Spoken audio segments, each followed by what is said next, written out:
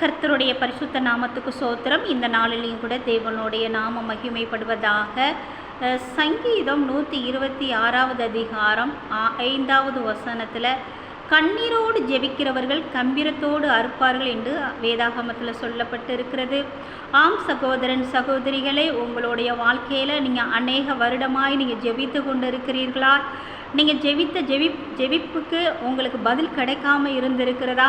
அது குறித்து நீங்கள் சோர்ந்து போய் இருக்கிறீங்களா?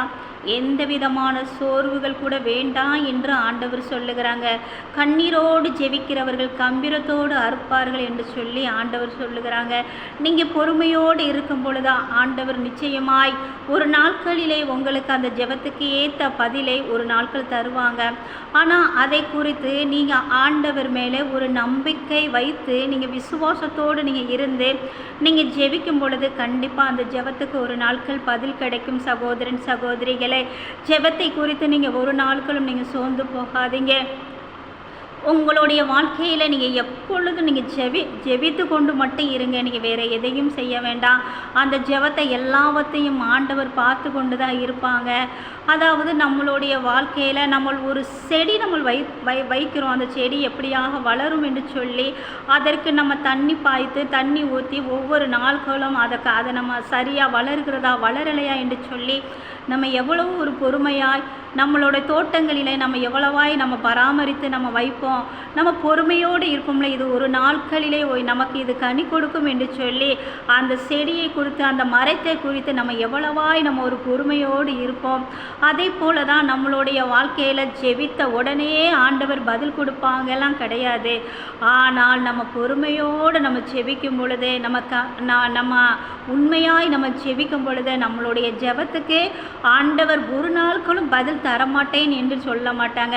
கண்ணீரோடு ஜெபிக்கிறவனுக்கு நான் கம்பீரத்தோடு அறுப்பார்கள் என்று சொல்லி ஆண்டவர் சொல்லுகிறாங்க. நம்ம கம்பீரத்தோடு நம்ம ஜெபிக்கும் பொழுது ஆண்டவர் நம்மளை கம்பீரமாக நம்மளை உயர்த்துவாங்க. நம்ம பொறுமையோடு நம்ம ஜெபத்தில் பொறுமையை நம்ம தனித்து இருக்க வேண்டும். நம்ம ஜெபத்தில் எதெல்லாம் நம்ம கேட்குறோமோ அது ஒன்று கூட வீணாகாதபடிக்கு எல்லாவற்றையும் தேவன் நிறைவேற்றி கொடுக்குற தேவன் தான் நம்மளுடைய தேவனாக இருக்கிறாங்க. அதனால் யார் நான் ஜெபித்தேனே எனக்கு ஏன் இன்னும் வரைக்கும் பதில் கிடைக்கல அப்படி என்று சொல்லி நீங்கள் யாருமே நினைக்க வேண்டாம்.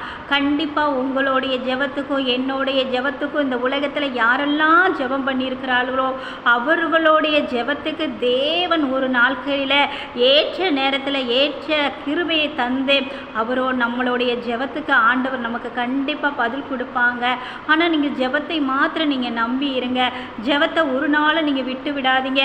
கண்ணீரோடு ஜெபிக்கிறவர்களுக்கு கம்பீரத்தோடு அறுப்பார்கள் என்று சொல்லி நாம் பார்க்குறோம். அந்த அறுவடை வருகிற வரைக்கும் தோட்டக்காரன் அவன் விவசாயி அவன் வைக்கும் பொழுது அதற்காக எவ்வளவா வெயிட் பண்ணி அவன் காத்திருந்து அந்த அறுவடை அறுக்கும் பொழுது அந்த இதில் மிகுந்த ஒரு ஆசீர்வாதம் கிடைத்தது போல நம்மளுடைய வாழ்க்கையிலையும் கூட மிகுந்த ஒரு ஆசீர்வாதம் கிடைக்கும் என்று சொல்லி அப்படிப்பட்ட ஒரு நம்பிக்கையை நீங்களும் நானும் கொண்டு வரும் பொழுது ஆண்டவர் சீக்கிரமாக நம்மளுடைய ஜெபத்துக்கு ஆண்டவர் பதில் கொடுக்கிறவங்களா இருக்கிறாங்க.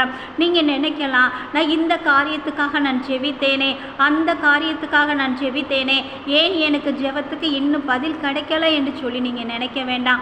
கண்டிப்பாக ஆண்டவர் ஏற்ற நேரத்தில் ஆண்டவர் உங்களுக்கு ஜெபத்துக்கு பதில் கொடுப்பாங்க. நீங்கள் கவலைப்படாதீங்க. உங்கள் கண்ணீரை ஆண்டவர் அறிந்திருக்கிறாங்க. உங்கள் கவலைகளை அறிந்திருக்கிறாங்க.